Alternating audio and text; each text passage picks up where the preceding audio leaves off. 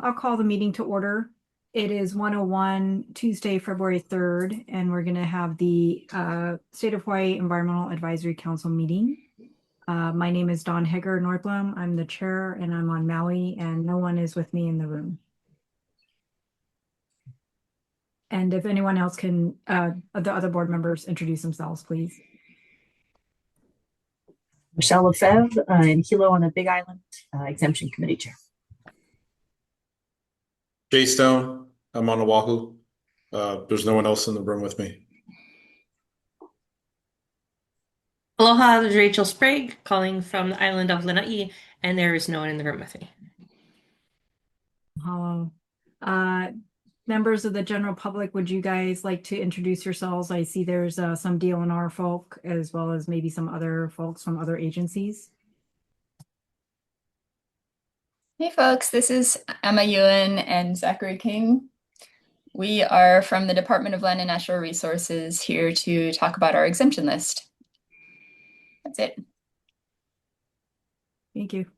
Hi, this is Andrea Suzuki, Vice President, General Counsel of Hawaii Health Systems Corporation, here to talk about our exemption list. Okay, great. And then here in Environmental Review Central, Tom Eisen, the Senior Planner with the Environmental Review Program of the Office of Planning and Sustainable Development. And with me, I'd like to introduce Daniel, who's he's working as our administrative assistant, replacing Jen. He's on an 89-day hire at the moment. We're trying to make it permanent. And we also have Isabel, who's an intern here, who's going to be helping with the minutes and helps with other things around the office also. Great. And I think there's someone, DWS on the line. For Department of Water Supply. Mm-hmm.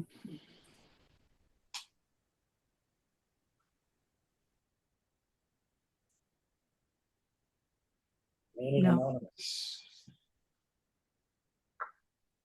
Okay.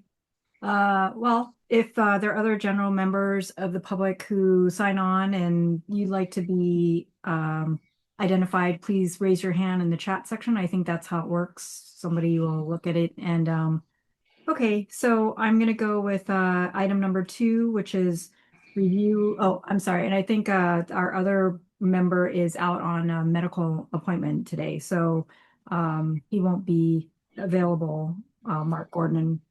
Okay, so we'll go to item number 2, adoption of minutes from Tuesday, December 2nd, 2025. Does anyone need to review those minutes? They're from the last meeting, but currently there is no actual vote on the minutes. No. I don't need to review them. Michelle or Rachel? I move to accept. I will second. Great. Okay, we'll go to. So So I think you have we to need say to so all in that's so favor. we need to then vote for ayes and nays. Okay, That's let's vote. Yep. That's why we didn't do it last time. Right. Yeah. All those Aye. in Aye. Thank Aye. you, Michelle. Aye. Okay, we'll go to the minutes of January 6th, 2026. Does anyone have any questions, or has everyone reviewed them, and can we vote to move and to approve the minutes? I have no questions. I've reviewed them. I've read I'll them. Okay. move to accept. Do I have a second? I will second. Great. All in favor, please raise your Aye. hand. Aye, aye. Thank you. Okay. We will go to item number 3, exemptions committee. I'll pass it to you, Michelle. Okay. The first list on review, we've got 3 lists to review today. 2 came back with revisions, so DLNR and HHSC, and then 1 new list from the Department of Water Supply. So we can review the revised list from DLNR first. Thank you all for both the revised list and the new list from DWS. We really appreciate quick turnaround. It's really great while things are still pretty fresh. So definitely appreciated. Also appreciated the addition to the cover letter where you explained what we had talked about and then the revisions that you made. I don't know if the rest of the council had a chance to review. When I reviewed it, I saw that everything that we had discussed, you either explained, how the change was made or justified the way that the text read as is.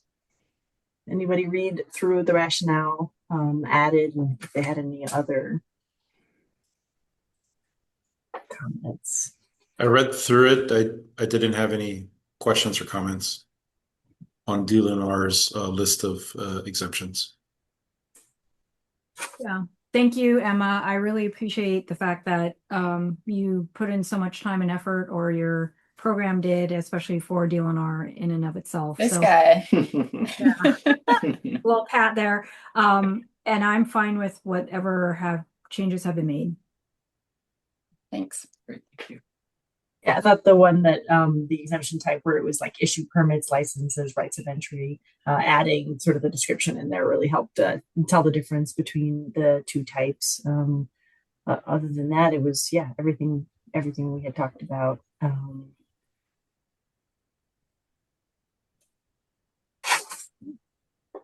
Great.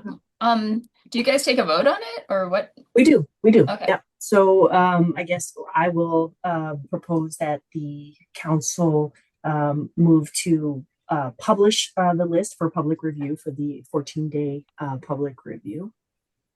Second. All in favor? Aye. Aye. So then, Tom, it would be the new list. And I don't think we need that cover letter explaining all the changes, because some of that is sort of between, back and forth with the council. So, so I guess, Emma, I'm imagining you'd like to publish a clean version of this list. So I don't think that you submitted a clean version with this, did you? Just the track changes version? We can submit that to Tom. Okay, that would be great. I have a question though, Michelle. When you say clean version, not showing the changes that were made from the differences between this proposed list and the current list? Correct. Okay. Because this would become, depending on the comments received during the public review period, this would become their new list. So, okay. But now all of these track changes are part of the record, so to speak, as part of the minutes. Right. For the council, so anybody can go back and through the minutes see the track changes edits that have been made since the last version. Thank you. Sure. Thank you. And Tom, in the header, do we usually put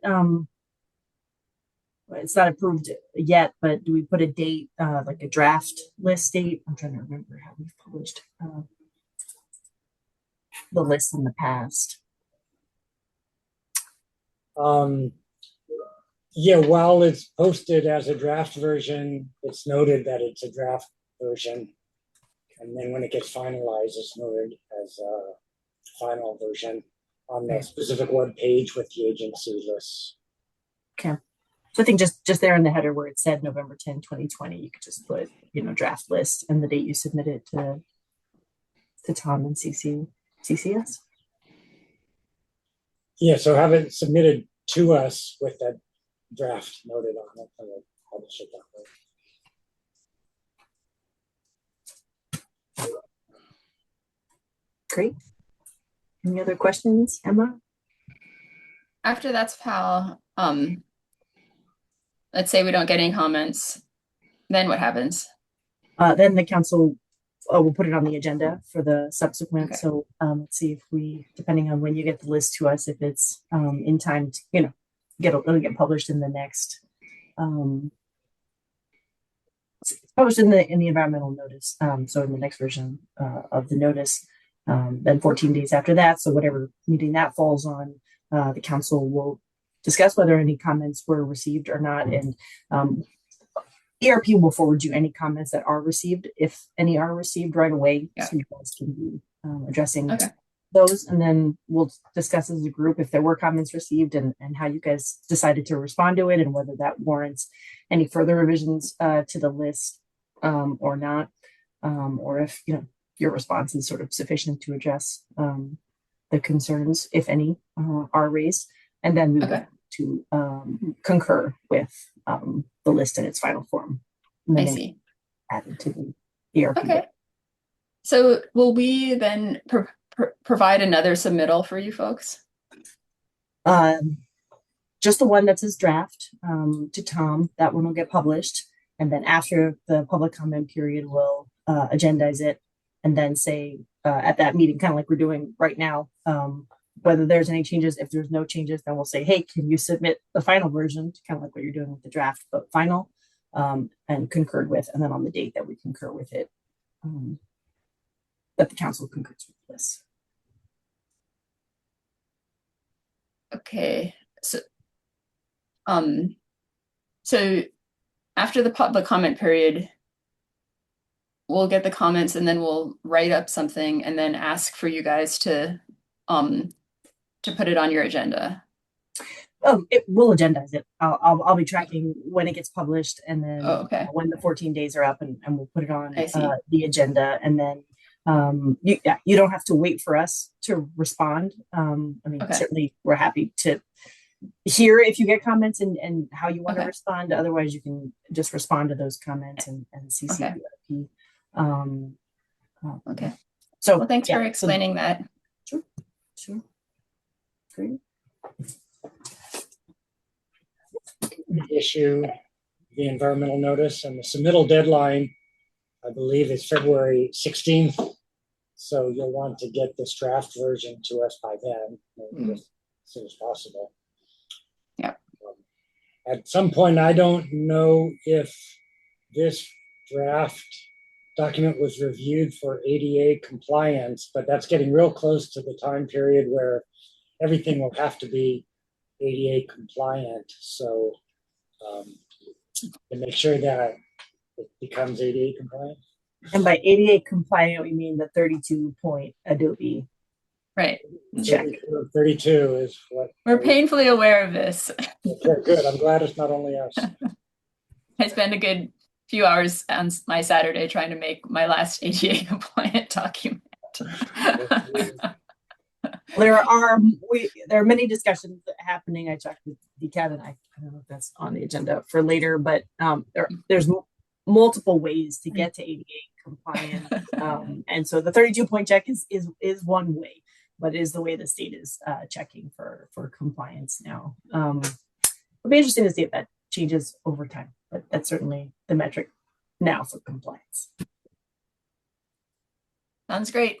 All right. Well, nice to see you folks. Aloha. Yeah. Thank you. Bye. Thank you. Bye. Bye. Right. So now let's get the HHSC list next. I believe I just lost my account.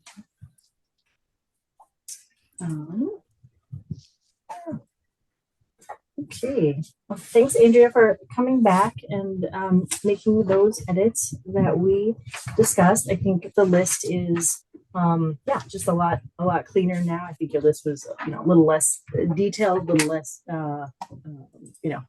higher level, but I think the edits that you made to I think it was taking out a couple of the items from the school facilities, and then sort of moving around the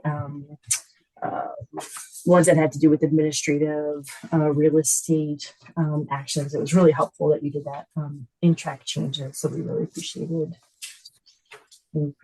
that.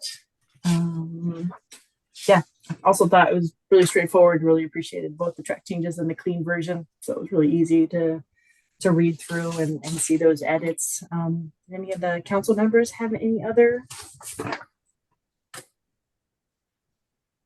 comments or questions? I don't have any. I just wanted to say, I am so surprised at the fact that you take care of so much in the state. And so I really appreciate that. And I appreciate the fact that you're coming and updating the list as well to reflect any proposed requirements or changes that you might have to do in the near future or the next 7 years. Yeah, it's my pleasure. I'm glad we're doing this. You know, it's good to step into this role with some history. I used to be the attorney for Board of Water Supply on Kauai. So we would do this regularly, but the hospital system was not used to this process. So I'm happy to do this for them. Thank you. Well, we do have your clean list, but I think if you wouldn't mind just resubmitting it with draft underneath your header. And then Oh, yeah. that's it. You've added the page numbers, you made all the other edits just on the clean version. And just like we said to DLNR, then we would publish this in the next version of the environmental notice and the comment period and the same process. Everything I sent already is ADA compliant, so we can add the draft and hopefully it doesn't mess up any of our ADA accessibility things. And then as a note, like red line and ADA compliance does not vibe together. Right, the 32-point check, what it does is it reads the struck out text, right? I mean, yeah, it's compliant, but maybe not to the spirit of of the law. right. So I think that's where over time, I think this might evolve in terms of how we reach compliance. But not our count, not my Juliana, but yeah. So I'll submit it and I'm just gonna write draft at the top. I'm not gonna watermark it because I'm afraid of what that'll do. But I'll just put draft on and just top. in the clean version. Yeah, Yes. No, yep, just exactly. in the clean and that version. should make it even easier. Just break it, add the draft, and then submit that one for publication. Okay. That's Thank you guys so much. Great, thank you for a quick turnaround. We really appreciate what you guys do, and really appreciate your Thanks, guys. Thank you. Great, Bye. thank you. Bye. And do we have folks from Department of Water Supply, County of Hawaii on? Yep. I'm from the Department of Water Supply. I'm Eric Takamoto. The head of engineering is supposed to also be on, but they were having technical problems. I think IT didn't unblock Zoom, so we're trying to call in on our personal phones. Thank you. I see one other person on the call. I'm not sure if that's somebody from DWS, EAC Meeting. Yeah, that's the chief of engineering. Yeah. Okay, great. Well, thank you for coming. Thank you for submitting an exemption list. I have to say your guys' attention to detail was really amazing in your list. I really appreciated. Clearly put a lot of thought very specifically into the activities that DWS did. And it was a really, really thorough, really well thought out list. I only had a couple thoughts, suggestions, but not many. Again, it just seemed like you guys really thought about the work that you did, really thought about, the projects that you do, and how they fit under the part 1 and part 2 exemption. So yeah, just really appreciate that. This should be I hope it's very helpful for your staff moving forward to have such a detailed list.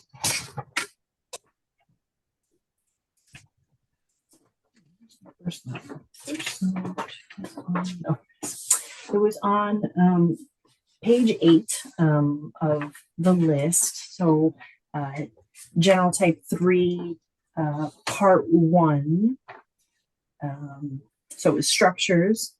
So this was construction and location of single new small facilities, structures, part 1. And number 8 was construction and modification of slope stabilization structures. But I noticed with type 1 exemptions, that same activity, the same slope stabilization was, I thought, a part two. And so I just wondered if maybe that, yeah, consistently type one structures, part two, slope stabilization. Yeah, so on page two, you had under type one structures, part two, repair, maintenance, minor alteration, including slope embankment stabilization and erosion. So since that fell under the part two for type one, I wondered if it made sense for it to be a part two under the type three, if you're tracking.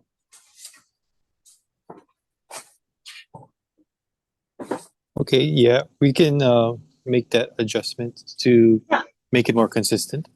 Yeah, I mean, or if you think that it's a smaller type of effort or a different kind of effort, we're certainly open to we meant part one there because it's smaller types of projects, or if there was some rationale, I guess, for part one, then it's not a big issue. I just happened to notice that since the slope stabilization fell under part two for type one, if it made sense to be consistent. So really for you to consider what makes sense for you guys.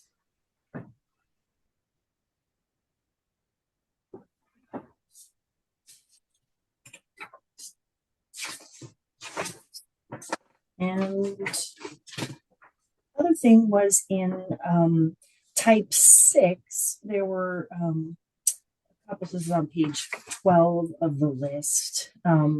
Under part 2, numbers 3, 4, and 6, just wondered if those could be part 1 exemptions. Again, just trying to think. So this was demolition of the cement, rubble, masonry, grouted rubble paving, hollow block, reinforced concrete walls, or demolition of accessibility related structures and drainage facilities.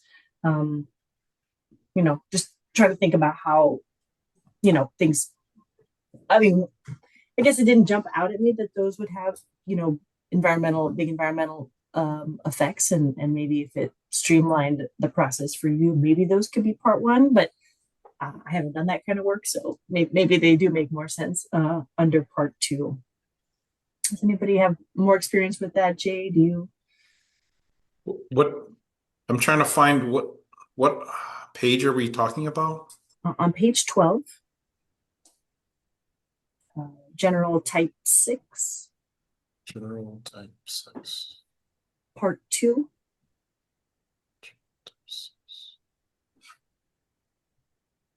And then Numbers under part 2, 3, 4, and 6.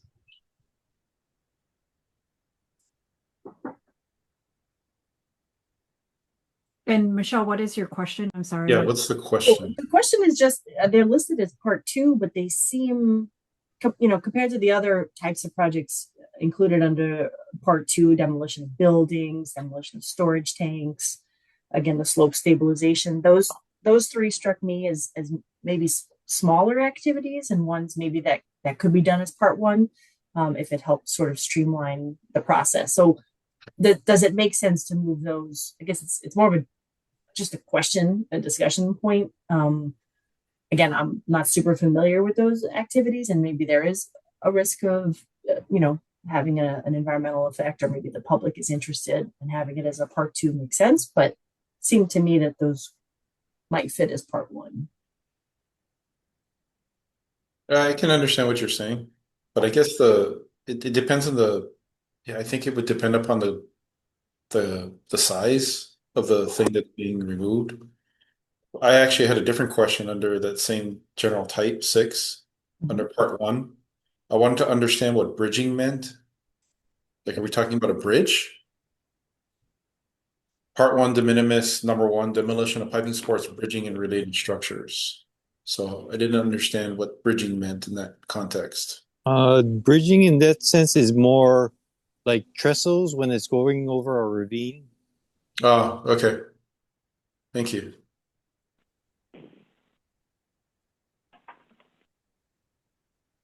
Michelle, I agree with you that I think it could be moved into a lesser, it's not, CMU or cement, rubble masonry, grouted rubble paving, concrete walls, that seems very minor.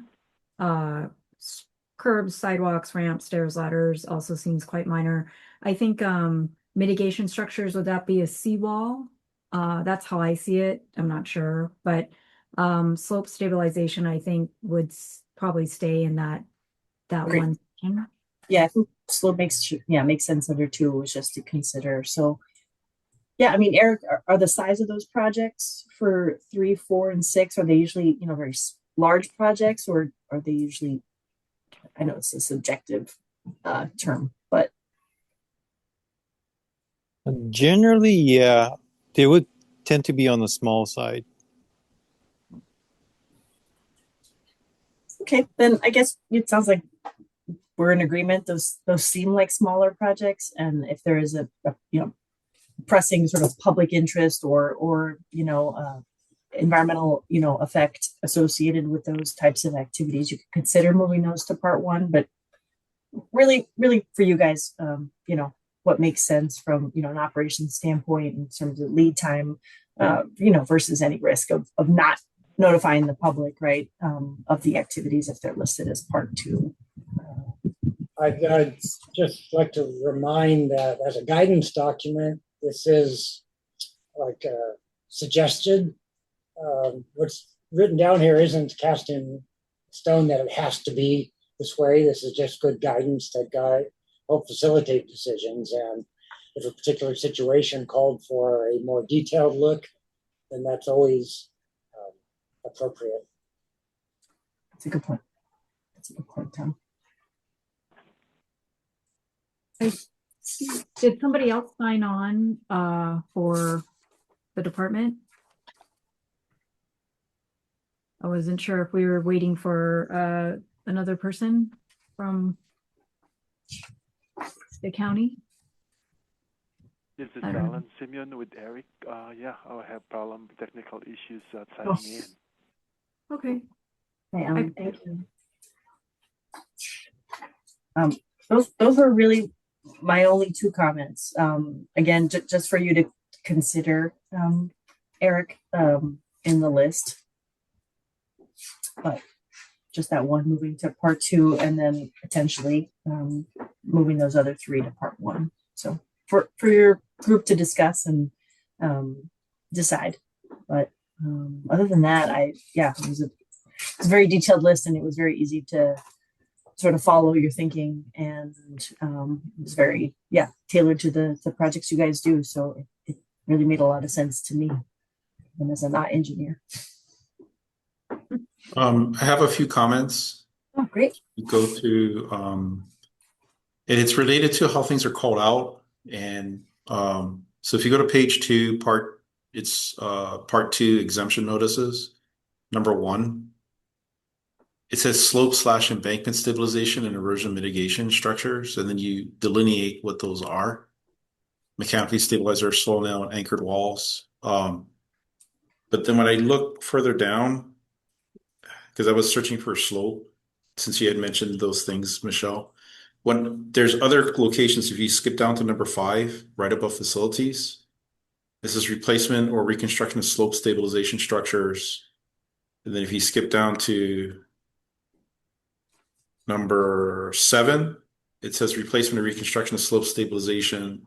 Page 7, not number 7, page 7, but number 8, right above general type 3. It says replacement or reconstruction slope stabilization, and erosion mitigation structures.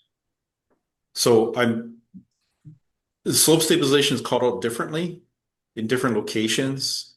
So I'm wondering from the Department of Water Supply, is that intentional? Like, do you mean it to be different things? Or do you actually in some cases you need to include further language in the other instances where you talk about slope stabilization? Because if you continue down to page 8, and at the very top of the page, it says construction modification and slope stabilization structures. So, and then in some cases you have a comma between slope stabilization, then comma, and erosion measures. So I'm wondering if there was an intention to put additional information, or if that just is a typo. I believe it's just a typo. So when you don't put in erosion mitigation structures, are you intending for that number in this list not to apply to that, and it's only slope stabilization, or was the intention that you wanted them to be consistent between the different instances where you've listed slope stabilization? We meant to be all consistent. So basically, slope stabilization may also include stabilization structures. Yeah. And okay. I guess the suggestion would be is if the intention was for those exemptions items to be applicable to both types, that you would then go through and make sure that it's consistent throughout the document, if that was the intention. Yes, we'll do that. We'll go through it and then revise as necessary. Thank you. Thank you. Thanks, Jay. Well, I have one more. Because you have such detail on page 2 under part 2 exemption notice number 1, is the intention that you're going to use that same exemption notice? I'm trying to understand how if you go down to, where is it? Here, you could pick. Yeah, see, it's not the same in each location, so I don't know. So the different types, right, help define what kind of project, right, each of these would fall under. But your point, I think, still holds, which is there's a additional level of specificity under type 1. Right, and I'm trying to. Why is that one so specific and the other ones aren't as specific? Is there a reason? So Eric, maybe you could take a look and see as you read it under the different other exemption types, if it makes sense to add additional specificity. And some of those, it's, it may make more sense to do it than in others, but maybe if you read through, you could see. Yeah, we'll go through the list and then make sure everything is consistent between all the different types. Yeah. Certainly if it makes sense under that type. If it's new construction, maybe there's a repair part that doesn't make sense, or if it's a demolition type, you know what I mean? So as long as it makes sense under the type, but where you can add, because certainly that would help, in future projects as well, if that specificity is there. I mean, that's the intent, right? Is to help you and your staff with future projects and figuring out what exemption it falls under. So yeah, I think that's a good suggestion. And then just to, going further on that, it would be a good idea, I think, just to make sure that between the different types, if there's exemption items that are similar, of whether or not you need to flesh out the language for the different types so they are consistent between the types. Right? I'm not sure, but if they are, I think that might make sense for the department.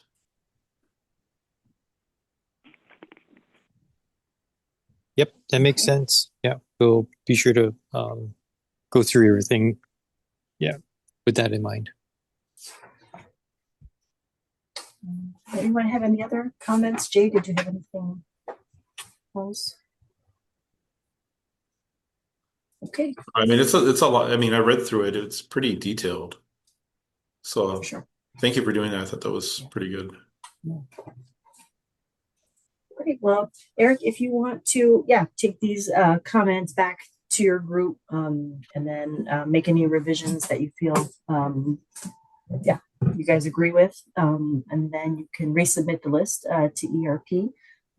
CC me or Tom will forward it to me, and then we'll put the revised list on the next council agenda. And then once we see the revised list, then we can, if we agree all the edits or make sense, then we can go out for the public comment. I do have one more thing. Okay. If you go to general type 5, starting on page 11, basic data collection, research, experimental management, and resource and infrastructure testing evaluation activities. So there's water main location studies, water sampling, water quality, leak detection, fire flow tests, and then studies such as planning, economic, energy, environmental feasibility, financial inventory, and other similar studies.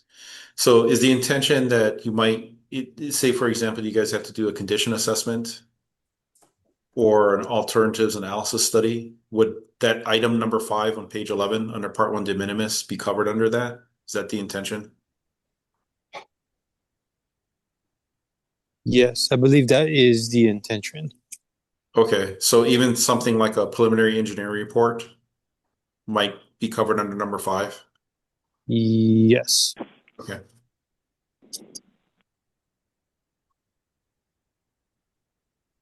So I don't know if you want to, the list doesn't have to, the items don't have to be exhaustive, but I'm not, depending on, how often certain types of reports or studies come up, right? Then it may behoove the department to list them. So when you guys look at the type, right? And if it fits in that type, it'll be easier for the department's staff to identify it and then, move forward with the next steps of the exemption filing.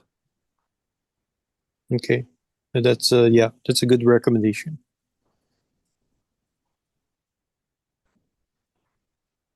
Okay, any other comments on the DWS list? Okay, and Eric, you're clear on the next step then? Yes. Yes. Great. Well, thank you. Thank you very much for submitting a list and for attending today. We really appreciate it. Oh, thank you for all the recommendations. Yeah, it's appreciated. Yeah, Thank you. appreciate it. And yeah, we'll move forward from there. Sounds good. Thank you. Thank you. Thank you, Michelle. I see that Mary Alice joined the staff. You want to say hello, Mary Alice, and introduce yourself if you're still there? Somehow I can only see Jay and myself. Oh. Thank you, members. There you go. And Chair. I will have to leave at 2 for another meeting, so I just want to apologize ahead of time if I'm have to leave before you're completed. Thank you. Just want to say hello. Thank you. Okay, we'll go to item number 4, Legislative Committee. And Jay, would you mind recapping our meeting with Senator Gabbard? Yeah, so Dawn and I met with Senator Gabbard and went discussed the basically the state of the council. Some of the items that we had discussed included in a number of members of the council and encouraging identification of additional members, as well as having the senator verify with the governor's office on whether or not there are any existing council candidates that could get processed. If there are, if it could be encouraged that those council candidates be processed through, and then they can join the council. We did mention that with the number of members that we have, there is some limitation of what we can do as a council together.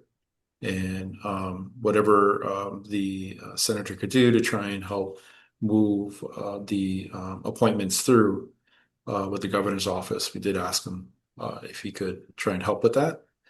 We did also ask if there's any bills that are upcoming that that he thought from the environmental caucus or his committee that it made sense for us to be tracking. He did list 1, 2, 3, 4, 5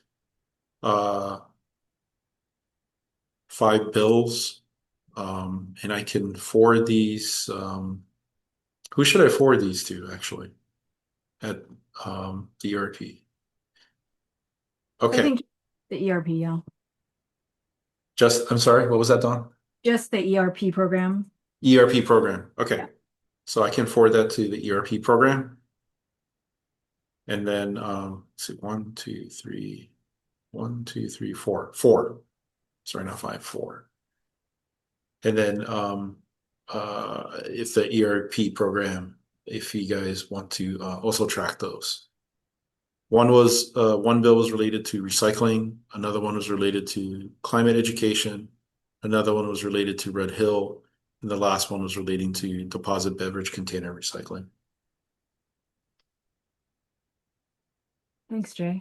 Unmute. Chair, Yes. can I comment on Senator Gabbard's recommendations for tracking? Yes. Those all appear to be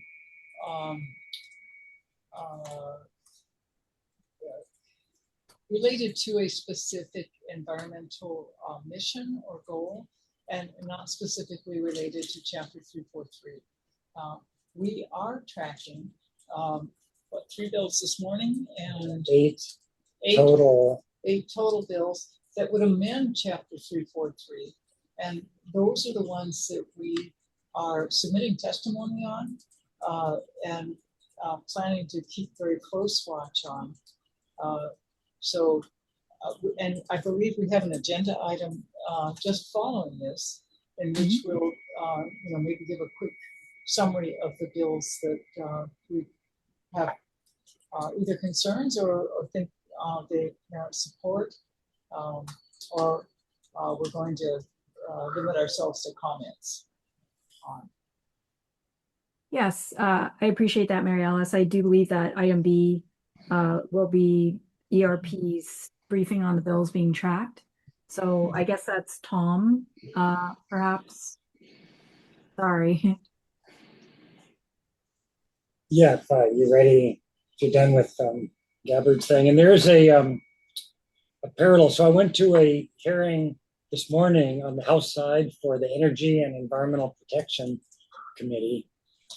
And 3 of the 4 House bills that we're tracking were being heard in this hearing. And 3 bills that we weren't tracking were the House version of those Senate bills that Mike Gabbard mentioned. And yes, while they do something, they don't do anything related to Chapter 343. And that is really our big focus, is to track bills that relate to 343. So with the 3 bills that were heard today and that we had presented testimony, there's House Bill 1979. And that, and just to hopefully not complicate, I can give the House versions at the House and Senate companions together so that I don't have to repeat everything twice. So for the House Bill 1979, the Senate version is SB 2834. And this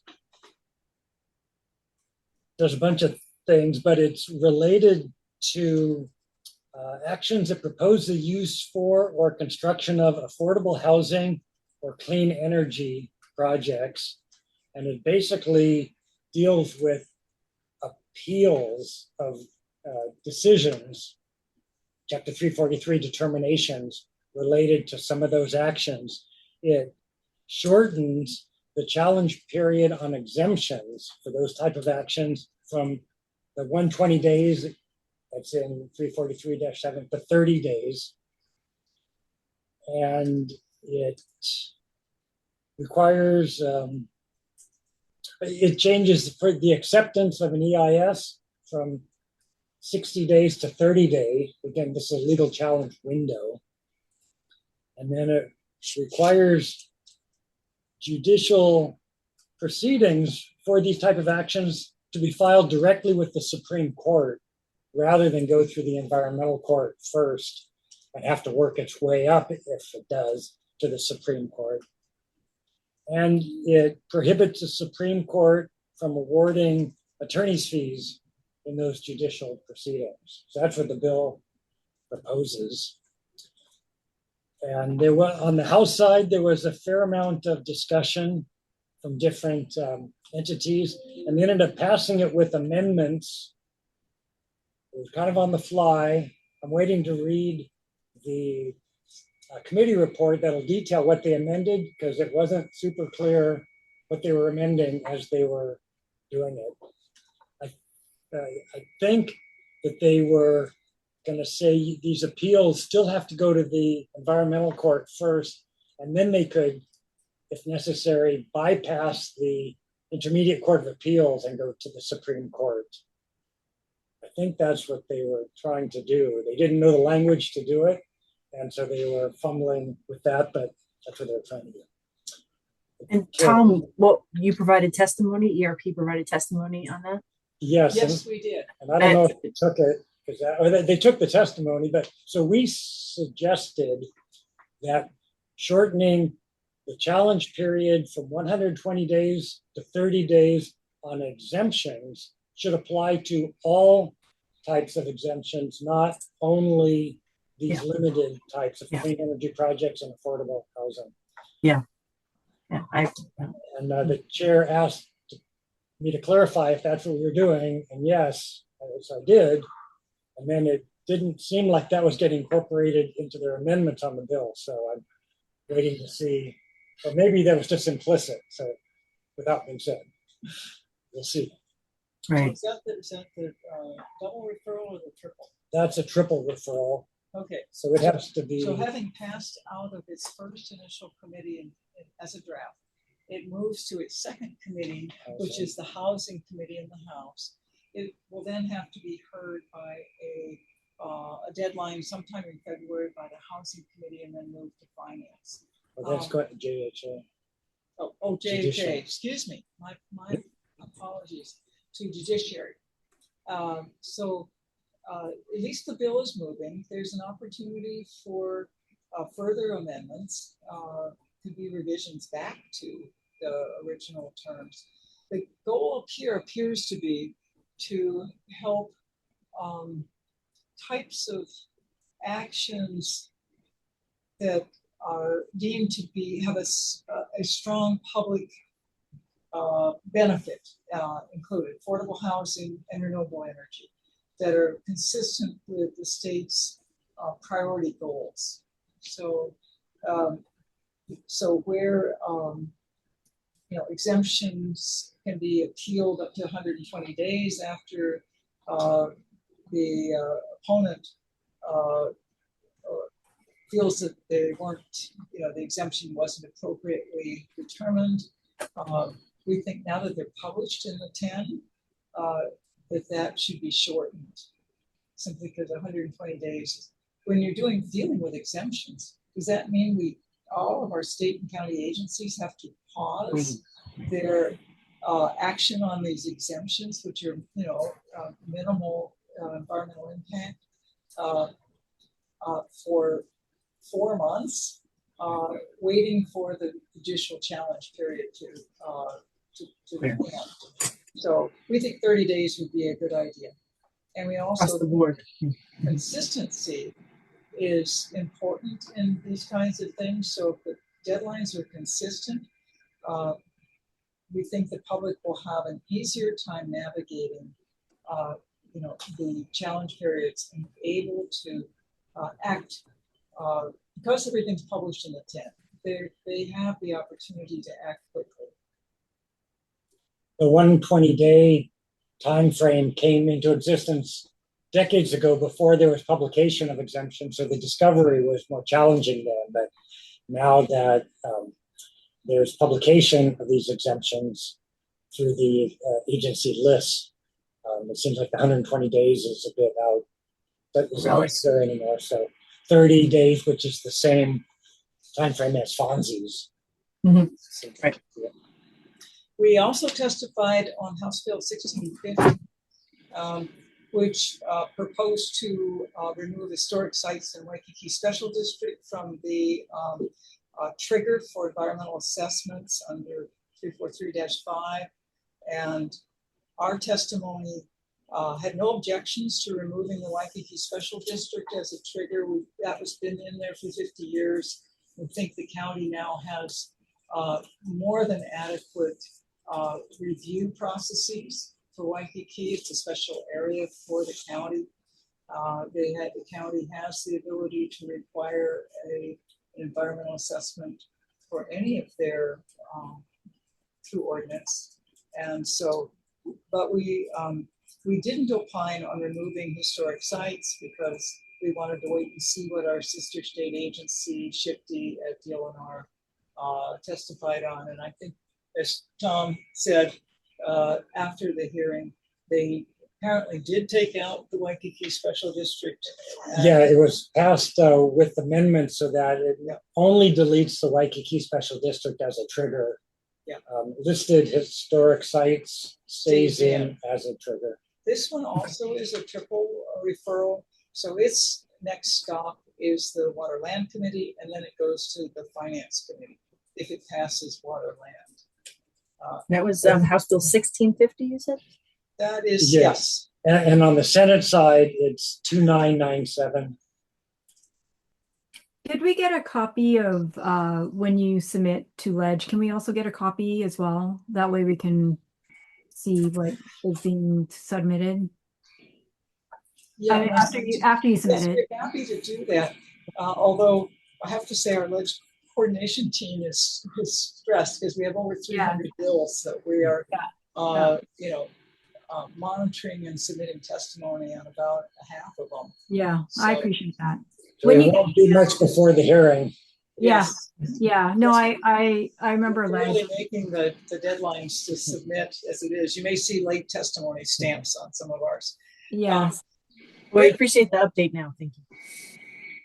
We had a third bill that we testified on that we testified with strong concerns. And that one, Tom drafted the testimony. Deputy Director Wicker added additional reasons why we have strong concerns about it. It specifies a time limit for the validity of a finding of no significant impact on an environmental assessment or acceptance of a final EIS statement, and requires the agency or applicant to commence a new environmental review process if the proposed action, the original acceptance expires. And our objections were that this is arbitrary.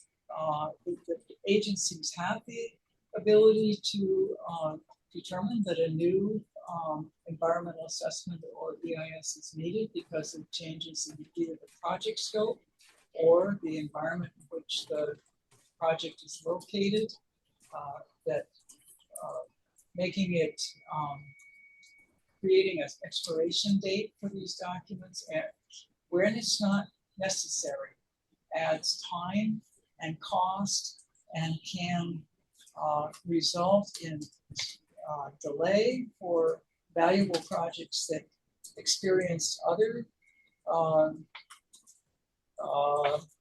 variables out of their control, like changes in the economy, like interest rates going up, or litigation over the earlier EIS that was then resolved but took time.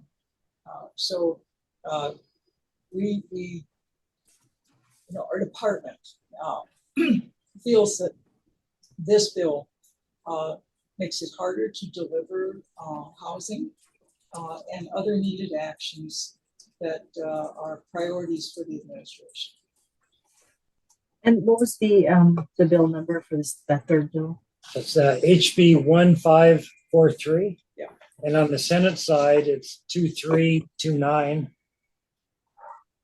And the House did defer that one, so they essentially pulled the cord. Yeah.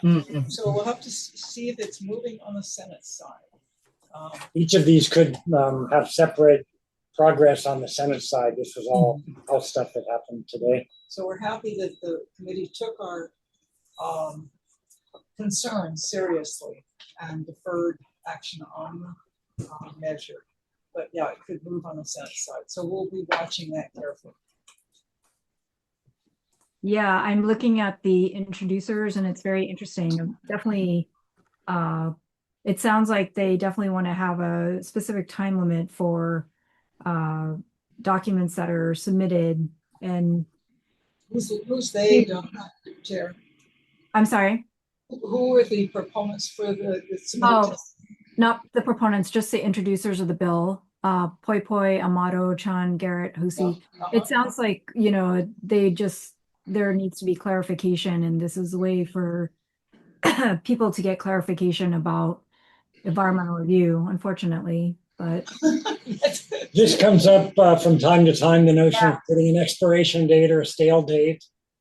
And pretty much it never passes because it's hard to overcome this argument that it's so arbitrary. Just an arbitrary number of years is the reason why it suddenly is invalid. And an issue came up in discussion how now the notion that the types of actions that are being required to go through 343 have expanded through judicial decision for like permitting programs or having to go through that, where there may be an EA or EIS that is underpinning an ongoing management plan. And then if you say somehow the EA is invalid, what does that say about the permits that are being issued going forward? So there's a lot of complexity to this and unintended consequences that at least this committee seemed to be quite aware of.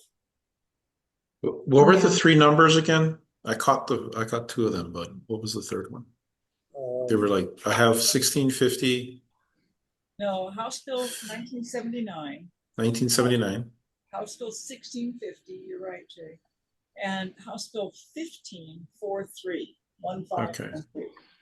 That's the one that didn't move forward. Okay.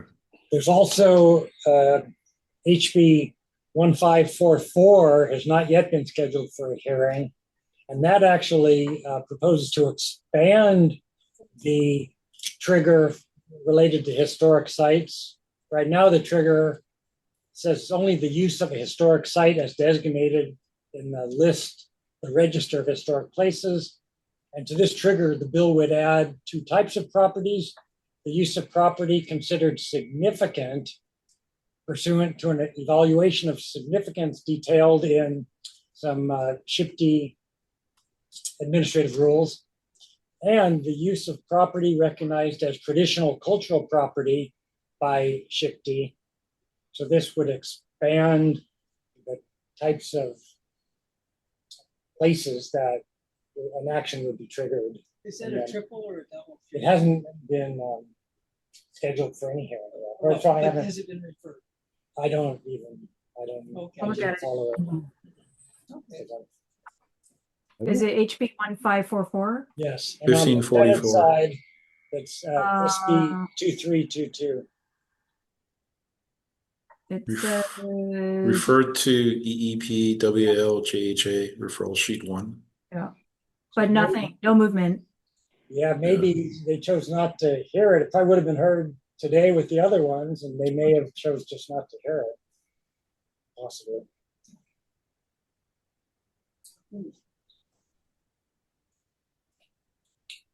And then the final bill, it's not a bill, it's a governor's message, is for the nomination of Mark Gordon as a member of your council. So those are the 9 pieces of legislation that I'm tracking closely.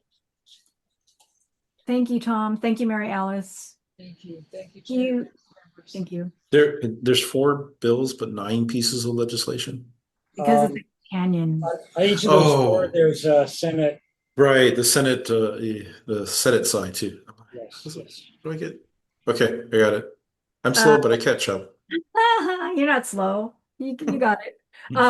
Okay, so the governor's message from Mark Gordon, is there a number for it by any chance? So we can It's provide GM9. It just came to my attention earlier today, and I'm pretty sure it's GM9. If it's not, I'll let you know. Okay, so I'm sure we'll provide testimony from Mark as well. And then if you can, I mean, I just looked up all the bills, so I probably don't need them, but I'm not sure if anyone else wants to see the testimony. And I know it's always, it's last minute because of course, it's always last minute when you have no staff and you're working on the weekends and 24 hours and 7 minutes. So anyway, I think GM 614. I don't know where I got 9. 614. okay. And then Jay, you're gonna track the bills, is that right? on your end? Yeah, yeah. Okay. I've And been then, putting them into my account, the legislature account. the okay. And Hawaii then, legislature account. okay, great. And then we can, testimony needs to be provided. We can get together on our end and submit testimony. So Tom, you can let us know. Okay, is there If I anything? get hearing notices, I can let you know that, and that generally would be, I think, 3 days before Yeah. the hearing is when they put out the hearing notices. So Yeah, I mean, get that to you as soon as I hear of it. I'm sure we would pattern OPSD's testimony. I mean, if we're not going to come up with reinventing the wheel, for support there. Yeah. Okay, anything else for legislative committee? No. Okay. We do have the review of the repeal of the rules, but I'm willing to defer it to the next meeting, unless everybody wants to talk about it today. It's just a suggestion. Up to you guys. I don't have Michelle, anything. I don't have anything new to add. yeah, I don't have anything to add either. I've not really gone through it all. One interesting thing kind of related to that and to the bills is that for the bill that had to deal with the expiration date on the EAs and EISs, DLNR's testimony was interesting in that they had similar to ours in saying that there already is a process for agencies to determine if additional environmental review is appropriate after some has already occurred. And that's in the rules. It's in our rules for supplemental EISs. It goes into kind of a lot of detail on what are the situations, criteria that would call for the need for a supplemental, which essentially is additional environmental review. And then also, that pertains only to EISs. So it kind of begs the question, which has come up over and over, about why no supplemental EAs, and which is a whole different argument, but embedded in that is criteria that helps an agency determine if the existing environmental review is adequate or not. And it's in the rules. DLNR talked about putting that in the statute, and they offered some suggestion for that. And there may be something of value we can tease out of that and actually consider putting in the rules, because that's what we have the capacity to deal with, is add rules. It might make this more clear, this whole notion of an agency is up against a situation that maybe some thing that was proposed a while ago and an EIS or an EA was done, project was, this is the kicker, if it was not started, or if it's partially started, or was not completed somewhere in that scale, and a bunch of time has passed, and then conditions change, is it appropriate to do additional environmental review or not? So currently there is some guidance in the rules that helps agencies, but that might be an area that we could enhance, given this discussion kind of brought some possibilities to mind. So I didn't have a chance to read it at all, just saw today that it was there. So I'll look at it and see. And you also can see, again, this was Bill, I forget, one of the bills. It's 1543. 1543. If you look at the testimony, look at the DLNR's testimony in the big wad of testimony. They get all the testimony turned into one PDF that you can download, and DLNR's maybe is the top one along with ours. But I just saw that and said, oh, there could be something of value in that.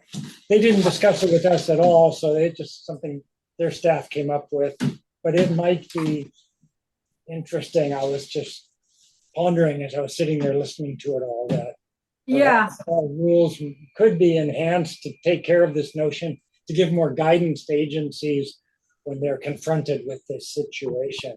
Because often they're in the real hot seat because there's people that are saying, yeah, kill the project, require an additional 243 analysis.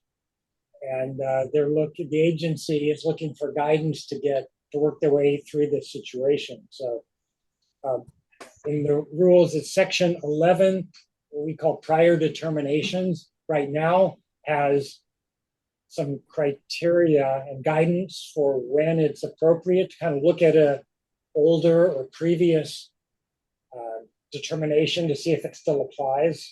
And this kind of that's the context that I see for this discussion.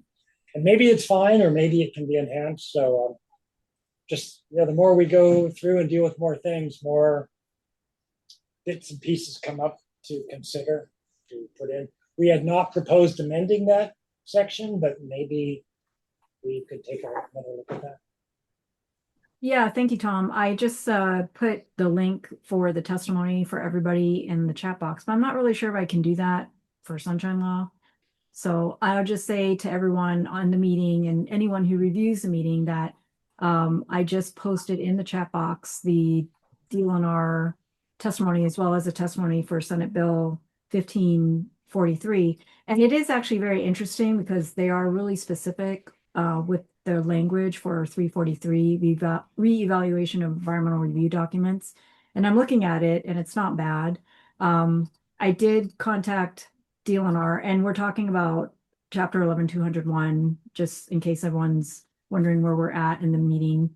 I did contact DLNR OCCL to see if there are any issues, but I haven't heard back with any comments. So this is probably the first comment that I've seen from DLNR.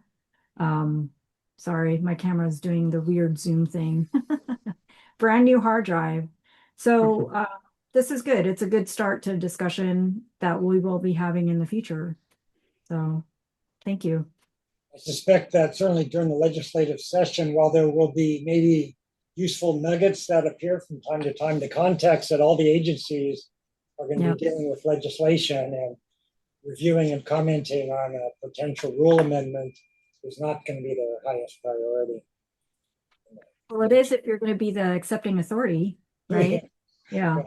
If you're the accepting authority, I'd like to make sure that those agencies are understanding, what is being proposed, especially the ADA compliance portion. Okay, does anyone else have any comments on Chapter 11-201 and adoption of Chapter 15-20 Hawaii Administrative Rules?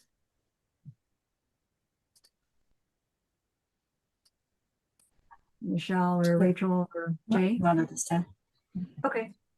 All right, we'll skip to announcements. So there are a couple things.